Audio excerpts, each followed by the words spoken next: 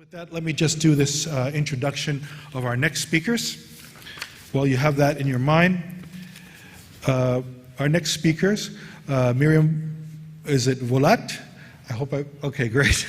Miriam Volat, she's the co-director of the River Styx Foundation in Indigenous Medicine Conservation Fund, and she's also the director of the Indigenous Peyote Conservation Initiative. So Miriam's worked personally and professionally to promote health in all systems, and her background is a complex systems facilitator, soil scientist, educator, and community organizer, and her work aims to really increase broad-based community and ecological resilience through supporting high-leverage initiatives at the intersection of biological, social, and psycho-spiritual diversity. So Miriam serves as a co-director with Cody Swift of the River Styx Foundation, interim director of the Indigenous Peyote Conservation Initiative, and director of the Indigenous Medicine Conservation Fund, and the board of directors of MAPS Public Benefit Corporation. The River Styx team undertakes deeply engaged relational philanthropy supporting social justice, ethical and innovative integration of psychedelic movement into broader society, mental, spiritual, and ecological crisis through biocultural responsibility and respectful allyship with indigenous traditional knowledge holders.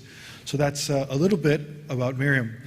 Right now, I want to, hope you're taking notes, but I'm sure their bios will be available for all of you so that you can follow up after the program and during the Q&A. But next, I also have the great pleasure and honor to introduce Sutton King. And she's, besides being a dear friend of mine, is an indigenous rights activist, a president and co-founder of the Urban Indigenous Collective, biocultural program director at the River Styx Foundation, an advisor and trustee of Journey Collab. She's building to operate with integrity, inclusive stakeholding, and reciprocity, as I mentioned just earlier, and practicing allyship with indigenous communities. So Sutton, who's MPH, is Afro-Indigenous of the Menominee and Oneida Nation of Wisconsin. She's a graduate of NYU School of Global Public Health, and she's a nationally recognized indigenous rights activist, published researcher, and social entrepreneur dedicated to developing and scaling innovative solutions to improve indigenous health equity across sectors. Her focus centers on access and benefit sharing and culturally appropriate methodologies within technology, healthcare, and business. So in 2020, Sutton was named a New York Visionary and nominated as a David Prize finalist. She's an MIT Indigenous Solve Fellow and 3 times NYU Fellow, participating in NYU Ignite Alpha and Beta Fellowships. In 2021, she was named an NYU Female Founder and one of the most 100 influential people in psychedelics by Psychedelic Invest and Psych Studio. Finally, Sutton is the co-founder and president of Urban Indigenous Collective, a nonprofit advocating on behalf of urban natives in the tri-state area, and she's the co-founder of Shock Talk, and a culturally tailored tele-mental health platform. So with that, please welcome our distinguished speakers. I'm sorry if I went a little long, but they have great backgrounds and you should hear about it.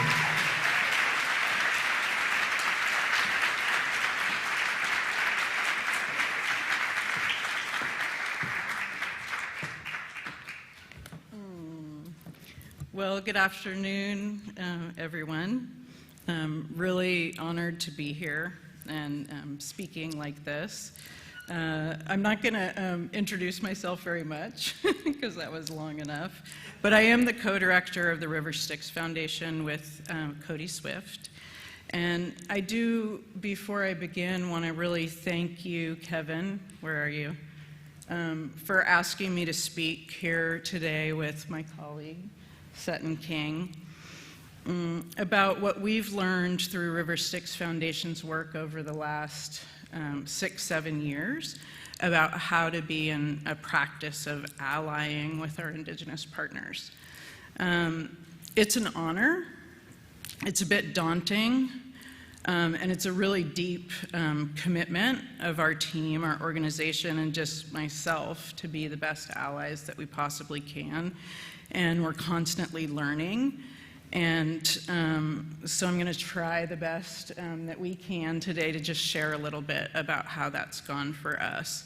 I will say that as a foundation that's been involved in this field for 14 years, that we believe that this is of the highest priority at this time unequivocally as we focus on our collective healing to figure out how this movement can ally in a good way with indigenous traditional knowledge holders. So I wanted to start, well, I'll just share when I was asked to do this, I thought I was going to be on a panel, and I did a bunch of research on allyship, and I was a little bit unsatisfied by what I found in Google searches, and so I ended up going back through the last 5 or 6 years of our work and looking at what's happened, what's worked, what's didn't. And but one thing that I think it's really important to remember is that ally is actually a verb. So if someone is allying with you, they stand with you in the realization of your rights and your full well-being and your health. And this means standing up for right relationship, standing against injustice, even if that injustice doesn't affect you directly.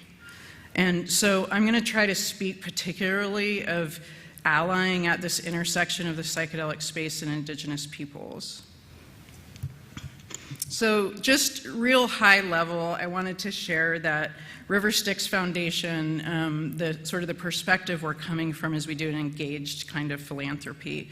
We work directly with parts of society that have been kind of marginalized or overlooked or stigmatized in some way, you know, put in the shadows or experienced injustice, that are being worked with in a way that brings more just homeostasis, beauty, healing, balance to our experience as humans on the earth.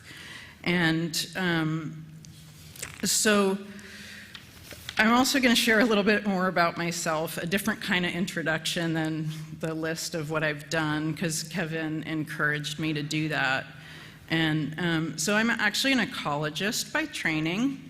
And I've been a multi-stakeholder facilitator, kind of like Roberto, on climate and agricultural issues. And I was really heartened to hear over the course of this conference that a lot of people were using that word ecosystem or and referencing just the earth and ecology. It made me feel really good. So I actually became an ecologist when I was about 8 years old. Long before I knew that I would study soil biology and water conservation and be in academia in the University of California. And part of that is because I had the incredible good fortune of getting to grow up in Sonoma County on Sonoma Mountain, the indigenous territory of the Miwok and Pomo people, a place that had more people living in it before the Europeans came than there even are there now, because it's so abundant and so rich. It's salmon territory, redwood territory. And as a child, I maybe had the good fortune of not being sent to school, and so I fell in love with a creek on Sonoma Mountain. And I fell in love with it not just because that's probably actually where I learned about physics and actually learned about music and actually learned about play, but really fell in love with it because it was my relative. It was who I spent my time with. And I can remember being 8 years old and talking to the creek and just swearing that I would never let anything hurt it, you know, with all that kind of, you know, fervor of the 8-year-old. I was so serious about it. And I knew that it was sacred. And I knew that sacred things should remain that way and that they should not be harmed. And I didn't yet have a chance to study ecology and know that the self-regulating system of our planet was a bit off kilter. And so ecology is concerned with the interrelationship of organizations and their environment. It is the logic or the story of where we live. It's the map of how we, all of us, create the patterns of relationships that lead to life thriving. And so I wanted to bring that lens into this conversation about allyship, Because for me, it's sort of it's almost like the cultural structure that I have to fall back on about how to be in right relationship. And so when I think about the psychedelic movement that's happening, and I want to say really clearly that a lot of the indigenous people that we work with, they don't call their medicine psychedelic. So that's something really important for people to know. It's medicine, but we call this our psychedelic movement. If we pull back and look through an ecological lens, our story right now is that we are in the midst of the 6th largest extinction in this planet, which means that diversity and biodiversity, cultural diversity, all the diversity we can muster is paramount. We know that that will increase our resiliency. We're also in the middle of this grand climate weirding, and nobody needs me to go more into that, but I actually spend a lot of time thinking about what will happen with climate migration, where we'll be in 150 years, and what the role of this movement is in preparing us for that. But one thing we do know is that all of us, all our organisms need soothing. We need resiliency. So we're at this moment of peak everything, peak oil, peak water, and we know unequivocally that traditional ecological knowledge is paramount. If you're in California, you know about being in a fire ecology, and you know that we're discovering that the people who knew how to manage our fire ecology predated Europeans. We're also, as people spoke to so eloquently yesterday, in the midst of this mental health crisis. And so we know that reconnection to self, reconnection to community, reconnection to nature are paramount at this time. And so for me, and I think for us at River Styx, if we think about what the vision and promise of this effort is, it's really well-being across this incredible planet, and that means biological and cultural health. It's taking a whole systems view of mental health. So mental health isn't just what's happening with our minds. We have to understand that injustices, inequalities, the post-colonial trauma, what's happening on the planet, those are all part of our mental health and well-being. So what if in 50 years we were able to look back at the structure of the psychedelic field, know that it was designed intentionally, and know that we had been good allies to our indigenous partners, ancestral knowledge holders, and the earth in general. I would love to believe that in 50 years this movement would not have overlooked what is normally overlooked by settler, colonial, extractivist economies. So that was my preamble. That was a little bit about why to ally. What I'm going to do now is talk more about the activities that we've been engaged in over the last several years, and share some of the just principles that, of allyship that go along with that.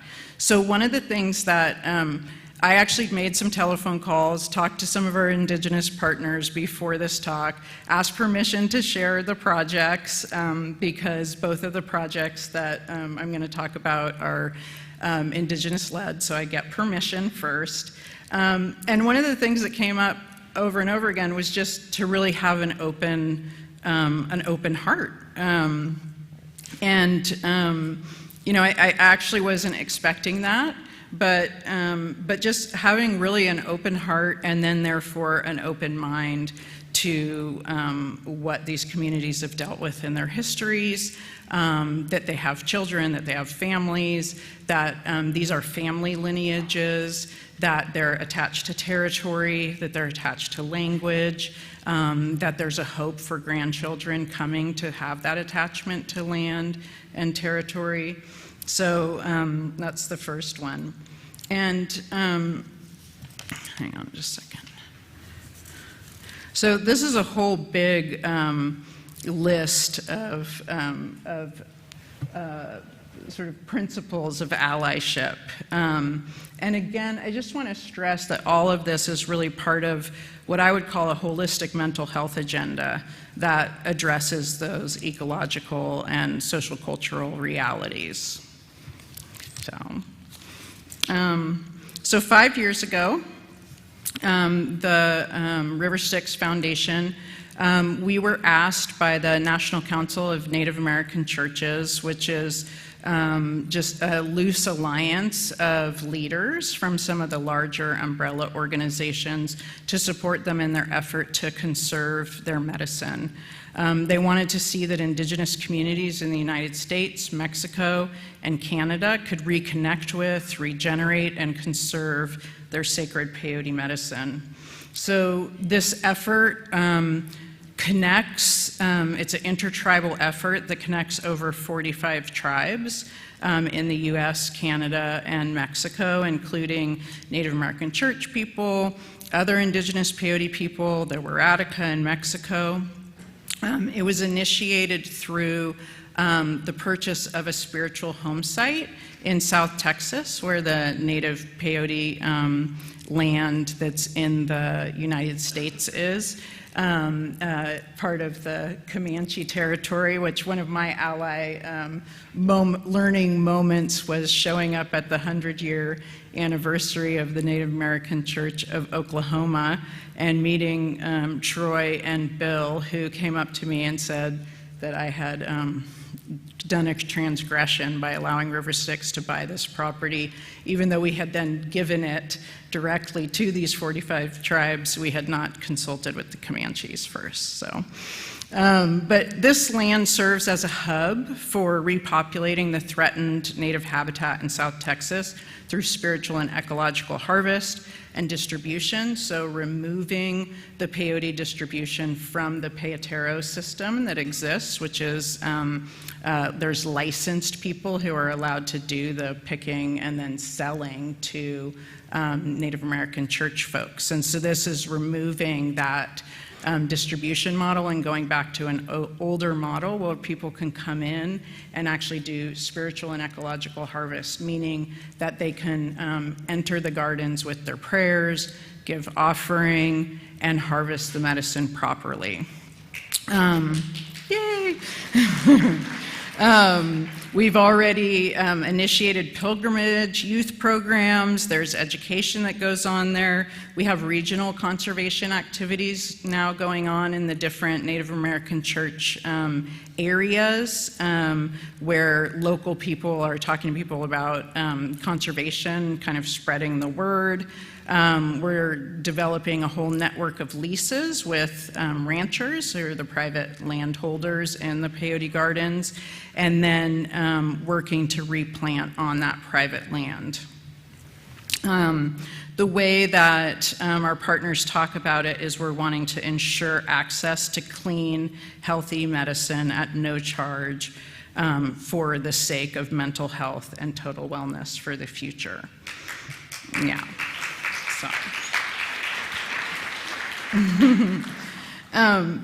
So this one is important: composing with, not imposing upon, respecting cultural norms. So, you know, one of the things that you learn, especially being kind of a scientist in the conservation world, is me having been trained, you know, in agroecology at UC Davis. I was, of course, like, well, we could put in a big old greenhouse and grow a bunch of babies and replant the gardens. Well, we were doing multi-stakeholder intertribal work, and there were a lot of the cultures that was not okay. That was not the way to create reconnection. And so we actually spent 3.5 years in many meetings with back and forth to spiritual elders. And at the end of that time, that design process, we actually came up with a culturally appropriate nursery, a nursery that worked for the cultures that are involved in it. So we actually have built a nursery with the earth from the land there. Youth made the adobes, and it's set in the ground, and there's no electricity or anything like that utilized, and the babies can grow there, and then they come to maturity or enough maturity to be able to be replanted out on the ground. And so that's an example of allyship, I think, because we had to engage a lot of people with different kinds of background and expertise to develop that culturally appropriate nursery.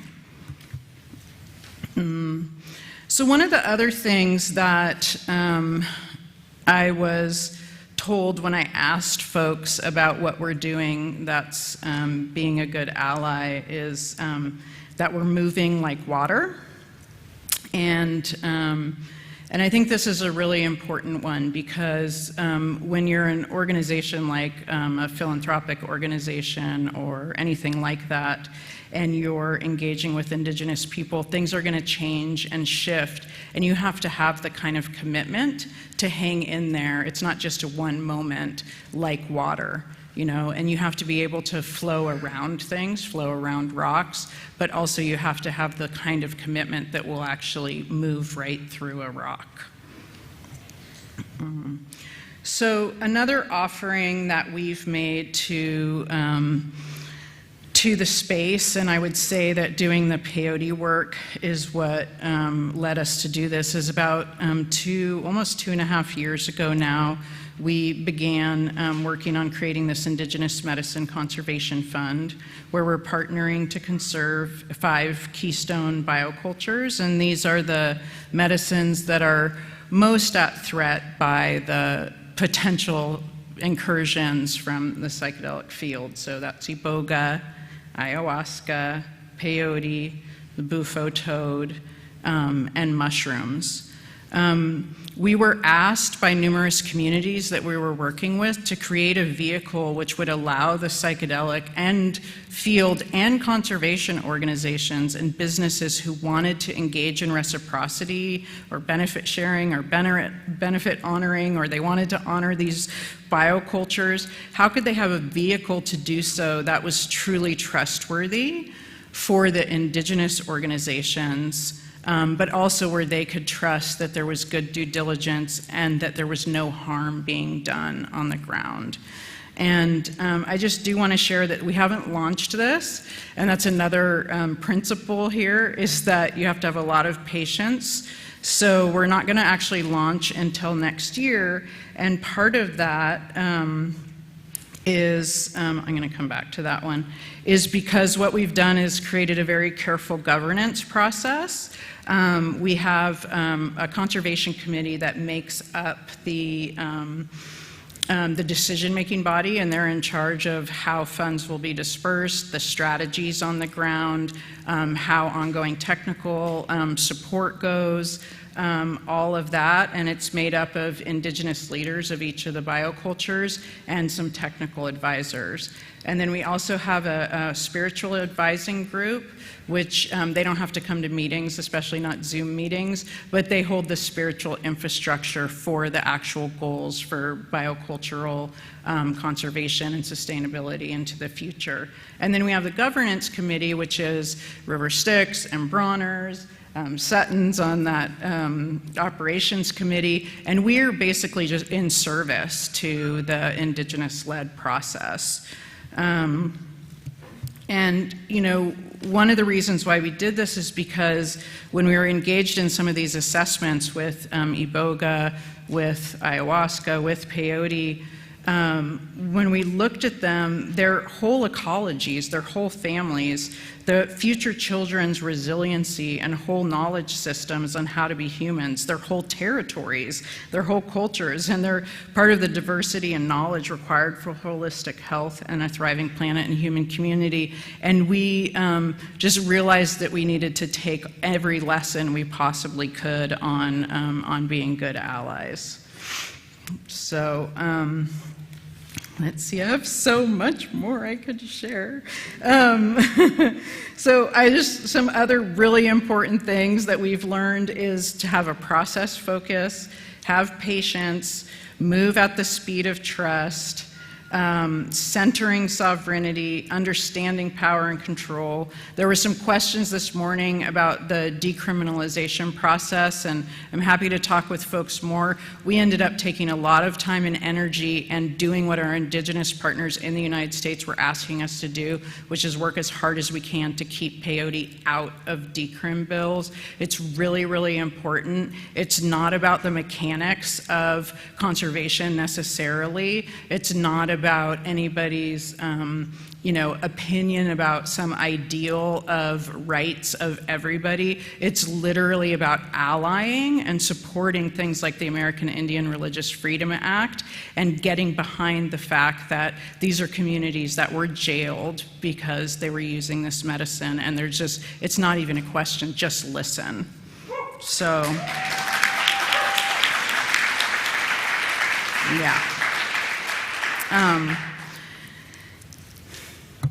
So I have one more minute. And one thing I want to share too with this is a community. You can see the level of like multi-generational intercultural work that's going on in Colombia, and this was a great learning for us.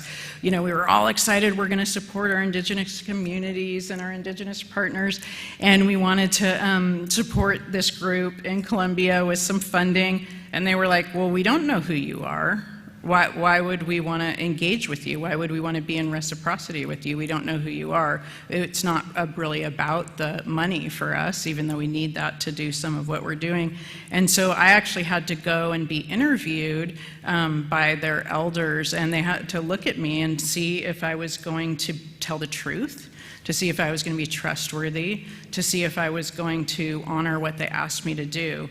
And they're part of the reason why we did the fund, and they've advised us on our governance.